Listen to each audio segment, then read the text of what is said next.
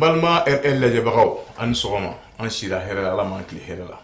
an b'a fo a ka émission la n'o émission min tɔgɔ à l'école du sport n'a présenté don a balimakɛ fɛ n'o yɛrɛ Adama Bɛnkoro Kulibali u b'a fɔ ma ko Baw bi invité b'an bolo invité min n'a tɔgɔ Mohamed Malikite fédération malienne de natation mɔgɔ don donc an bɛna ɲininka parce que sport spécialiste don ou bien professionnel don a bɛ caman kɔni don a la a b'a représenter a bɛ dɔɔni fɔ an ɲɛna a yɛrɛ jɔyɔrɔ ye min ye sport kɔnɔ yanni an ka tɛmɛ ni babu ye monsieur Malikite bonjour. Bonjour. Somɔgɔw. Baasi foyi tɛ. Voilà. I bɛ se k'i présenter an ka téléspectateurs la i yɛrɛ ye jɔnni ye sport kɔnɔ i ye parole ni fɛn minnu kɛ i bɛ se ka dɔ fɔ pour que k'i dɔn i tɔgɔ n'i jamu. Merci bien Bob. N bɛ RL filɛbaga bɛɛ lajɛlen fo n'an lamɛnbaga bɛɛ lajɛlen n ka foli b'aw bɛɛ ye. Ne tɔgɔ Mohamed Malikite ne ye fédération tɔnden mɔgɔ ye. Fédération yɛrɛ kɔnɔ n ka jɔyɔrɔ fɔlɔ o ye sɛbɛnfuraw latiliyali o jɔyɔrɔ bɛ n bolo bon kɔsani na ka da an ka directeur technique ka tɛɲani kan ala ka dayɔrɔ nɛɛma bon fédération ye danaya d'an kan ko o jɔyɔrɔ di yan wagati kɔnɔna la donc ne a bɛ f'o ma ko DTN directeur technique donc maintenant n bɛ o jɔyɔrɔ la fédération malienne de natation kɔnɔna la bon ne yɛrɛ ye mɔgɔ ye n bɛ baara kɛ projet jeune la et en même temps o kɔfɛ n ɲɛsinnen don fédération in baara de ma ni n ka service bɔra yen dɔrɔn baara wɛrɛ foyi tɛ n na n'o tɛ natation ye voilà. Natation i yɛrɛ delila k'a kɛ a y'a pratiquer an kɔrɔ yan. Effectivement n ye natation pratiquer an kɔrɔ ye parce que n ye natation daminɛ depuis n bɛ classe filanan na. Deuxième année. Depuis n bɛ deuxième année la n ye natation daminɛ fo ka n se cadet ma ka n se junior ma ka n se senior ma ka équipe nationale kɛ ani ka sortie dɔw kɛ natation tɔgɔ la donc bi ala barika la ne yɛrɛ b'o tɔn ɲɛmɔgɔya kɔnɔna la. Voilà. D'accord, merci monsieur Malikite. Merci. Donc an y'a faamu e bɛ se ka kuma natation kan parce que i y'a kalan k'a kɛ ka taa jamana représenter mais natation yɛrɛ n'a fɔra k'i ka dɔ fɔ a la e bɛ natation yɛrɛ expliquer cogo di pour que an balimaw k'a dɔn k'a fɔ mɔgɔw b'a fɔ natation jilakoli i bɛ se ka dɔ fɔ an ɲɛna n'a technique i bɛ se k'i da don a la pour que mɔgɔw bɛ se k'a faamuya cogoya min na. Merci bien Bob ni ɲininkali diyara n ye kosɛbɛ bawsa i b'a ye an ka jamana in kɔnɔ n'a fɔra ko natation mɔgɔ caman t'a faamu kosɛbɛ caman b'a ye k'a fɔ ko jilakulonkɛ est ce que i y'a faamuya bon natation yɛrɛ ye farikolo ɲɛnajɛ de ye farikolo ɲɛnajɛ min don ale bɛ kɛ ji de kɔnɔ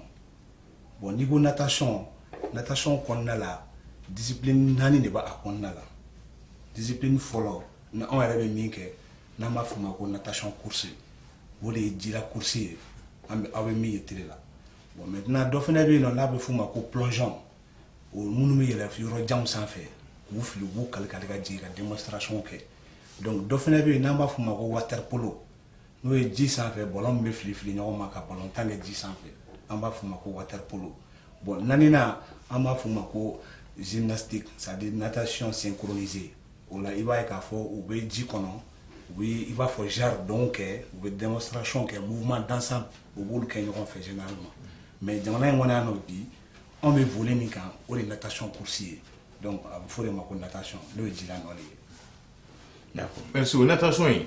a donkan ye jumɛn ye mɔgɔ jumɛn ni mɔgɔ jumɛn bɛ se k'a kɛ n'i b'a kɛ i bɛ don aw ka fédération dɔ la ou bien a bɛ don a la cogo di aw ka bureau yɛrɛ sigilen don cogo di bureau régional don parce que an b'a la k'a fɔ natation kɛyɔrɔ an bɛ kɛyɔrɔ kelen dɔrɔn de dɔn yan n'o ye Bamako ye bon est ce que bureau régional b'a bolo parce que aw ye fédération ye i bɛ se ka i da tu o la dɔɔni yan. Effectivement an b'a f'o ma ko ligue régionale bɛ yen district bɛ yen n'i ye Mali ta k'a lajɛ an tɛ Mali région bɛɛ kɔnɔ mais au moins région caman bɛ yen an b'o kɔnɔ i n'a fɔ Kayi Kulikoro Sikaso Segu Mopti Gao Tombouctou Menaka ani Tawudeni alhamdulilayi an b'olu kɔnɔna la an ka représentant b'olu bɛɛ kɔnɔ mais ni natation ye fɛn i y'a fɔ cogo min na k'a fɔ ko a kɛyɔrɔ kelen de bɛ n'aw bɛ min dɔn n'o ye stade omnisport ye effectivement o de y'a kɛyɔrɔ ye min lakodɔnnen don diɲɛ yɛrɛ natation kɛyɔrɔ fɛ n'a bɛ f'o ma ko fédération internationale n'o ye FINA ye donc omnisport de dɔnnen don kosɛbɛ bon région kɔnɔna ninnu na région caman bɛ yen nɔ minnu bɛ baara kɛ u ni hôteliw de bɛ baara kɛ u bɛ denmisɛnninw dege piscine hôtel ninnu kɔnɔna la olu dun filɛ nin ye dimension baw tɛ bon i sago bɛɛ tɛ se ka sɔrɔ a kɔnɔ bon olu gɛlɛyaw bɛ an kan quoi. Bon a ka fédération a bɛ ka mun kɛ pour que piscine olympique bɛ kɛ parce que an ɲɛ b'a la dɔ jɔra sisan 26 mars la n'o bɛ INGS kɔnɔ donc est ce que o fɛnɛ o bɛ ɲɔgɔn sɔrɔ ta o bɛ normes respecté wa ou bien a t'a respecté. Bon an bɛ yɔrɔ min na sisan nɔ il faut que mɔgɔw k'o faamu parce que bi bi in na nous sommes en 2021 wagatiw bɛ ka taa de omnisport piscine filɛ nin ye a jɔra depuis 1966-67 comme ça par le président Moro Keita ale de y'a jɔ parce que wagati Jeux africains tun kan ka kɛ Mali la donc piscine jɔra o de kama bon depuis piscine jɔra o kama fo bi bon u ye piscine yɔrɔ min jɔ ni o ye farikolo ɲɛnajɛ kalanyɔrɔ n'olu ye piscine dɔ kɛ INGS kɔnɔ bon o piscine an kɔni an b'a ye bon piscine dɔ sa mais a tɛ anw ka normes kɔnɔ parce que compétition internationale tɛ se ka k'a la hali bi bi in na omnisport yɛrɛ filɛ yɔrɔ min na n'a bɔra championnat zone 2 junior la n'o tɛ foyi tɛ se ka k'a kɔnɔ championnat d'Afrique tɛ se ka kɛ kuma tɛ coupe du monde voilà. D'accord o question in jaabi bɛ a yira gɛlɛya fɔlɔ min bɛ natation yɛrɛ bolo o ye a kɛyɔrɔ tout à fait jamana dun ba bɛɛ fan bɛɛ est ce que aw bɛ se ka taa mɔgɔw dege ba wɛrɛ baji la wa ou bien f'a ka kɛ piscine de bon n'a kɛra piscine dun ye aw kɛlen don ka dabali jumɛn tigɛ pour que ka se sport financé bagaw ma n'o ye état ni collectivités ye ani sponsors pour que piscine bɛ se ka kɛ région bɛɛ la donc a ka fédération yɛrɛ aw kɛlen don k'aw sigi k'aw tigɛ courage ou bien a bɛ ka fɛɛrɛ jumɛn tigɛ pour que olu bɛ kɛ. non bon an sigilen tɛ k'an tɛgɛ courage an bɛ baara caman na barisa n'i ye natation jateminɛ ani k'a kɛyɔrɔ ko jateminɛ a n'a gɛlɛya k'a ye fɛnɛ k'a fɔ an bɛ cɛsiri min na natation ka développement na i b'a ye k'a fɔ an bɛ k'an seguba kɛ bon maintenant n'i ye piscine ko jateminɛ sisan i b'a ye k'a fɔ tagalen an ka ba kɔnɔna ninnu na k'a fɔ ko an bɛ se ka taa entraînement kɛ yen natation course kɔnɔna la yɔrɔ division dɔ b'a kɔnɔ n'a bɛ f'o ma ko eau libre o bɛ kɛ kɔgɔji de kan bon o ladege de bɛ se ka k'anw ka ba in na mais min ye natation course ye a entraînement kɛyɔrɔ tɛ se ka k'a la parce que wo bɛ ji in kɔnɔ donc o gɛlɛya bɛ yen nɔ bon maintenant objectif ye min ye dɔrɔn pour que sponsor minnu fana bɛ yen minnu ma an dɛmɛ i n'a fɔ comité olympique ka se an ka sponsor officiel ma n'o ye Move Africa ye olu b'an dɛmɛ fɛn dɔ de kɔnɔna la n'o ye a kɛcogo an ka se k'an ka championnat organiser an ka se ka activité organiser mais min ye infrastructure yɔrɔ ye o gɛlɛya bɛ yen o gɛlɛyaba de bɛ yen vraiment o gɛlɛya bɛ yen kojugu. Bon fédération yɛrɛ a bɛ se k'a fɔ parce que an ɲɛ b'a la fédération ye a bɛ komi état ka délégation de b'u kan n'a bɛ kuma fédération délégataire état bɛ u ɲamana u ka baara kɛ a place la bon a bɛ komi aw yɛrɛ ye état ye parce que aw bɛ fɛn fɛn kɛ c'est des actes administratifs bon aw bɛ se ka aw yɛrɛ ye état ye mais aw bɛ nin difficulté ninnu na bon est ce que financement bɛ aw bolo spécialement état b'a aw dɛmɛ a ka fɛnw bɛɛ la ou bien n'o y'a sɔrɔ n'aw bɛna bɔ de et puis n'aw bɛna bɔ est ce que aw delila ka bɔ a bɔra a taara yɔrɔ jumɛn ni yɔrɔ jumɛn i bɛ se ka dɔɔni fɔ an ye Mali yɛrɛ ka bɔliw la farafinna ni diɲɛ kɔnɔ natation kɔnɔna la. D'accord maintenant ɲɔni an ka se an ka participation kɔnɔnaw ma maintenant an ka fédération kɔnɔna la bon an bɛ gɛlɛyaw sɔrɔ parce que i y'a fɔ cogo min na délégation dɔ de bɛ anw bolo n'o ye ka se ka natation exercer bon ni a kɛra an ni sport caman tɛ kelen parce que sport caman bɛ yen nɔ i b'a sɔrɔ e bɛ se ka yɔrɔnin dɔ labɛn i bɛ ka sport pratiquer an ta tɛ se ka pratiquer yɔrɔ si ni ji tɛ donc o gɛlɛya bɛ yen an ka sport tɛ se ka pratiquer yɔrɔ si ani ji tɛ bon maintenant sponsors b'an dɛmɛ bon jamana fana jɔyɔrɔ u bɛ dɔ kɛ sa mais a ka dɔgɔ kojugu sinon sponsors b'an dɛmɛ parce que n'i y'a ye bi an bɛ activités kɛ an bɛ comité olympique fo nin kɛnɛ kan ka barikada barisa olu jɔyɔrɔba bɛ an ka développement na parce que olu bɛ sponsors ɲini k'a di an ma an n'u bɛ baara kɛ ɲɔgɔn fɛ donc o kama an bɛ ka se ka exercer dɔɔni bon min ye jamana ɲɛmɔgɔw ka dɛmɛ yɔrɔ ye a ka suma kojugu barisa n'i ye Mali yɛrɛ ta k'a lajɛ natation filɛ nin ye an bɛ bɔli min kɛ est ce que sport individuellement dɔgɔ min b'a kɛ an bɛ bɔli min kɛ san kɔnɔ sport ka dɔgɔ min b'a kɛ dɛ. A bɛ taa yɔrɔ jumɛn bon an bɛ championnat zone 2 participer an bɛ championnat d'Afrique kɛ an bɛ championnat du monde kɛ bon an bɛ taa Jeux olympiques fana la bon championnat du monde fana catégorie ka ca ani championnat d'Afrique catégorie ka ca an bɛ nin bɛɛ participer. Bon aw delila ka na ni a ye médaille jumɛn sɔrɔ ninnu jeux ninnu na. An ye médaille sɔrɔ n'i ye natation lajɛ depuis wagati min na ne yɛrɛ b'a kɛ an ye coupe dɔ sɔrɔ n'a bɛ f'a ma ko dauphin du Burkina. Burkina tun bɛ to ka organisation dɔ kɛ sous-régional kɔnɔ bon wagati y'a sɔrɔ a ma développer ka se nin bɛɛ ma o wagati y'a sɔrɔ Alpha Umaru Konare de bɛ fanga la an delila ka dauphin du Burkina an y'o sɔrɔ k'an n'a ye jamana in kɔnɔ yan nɔ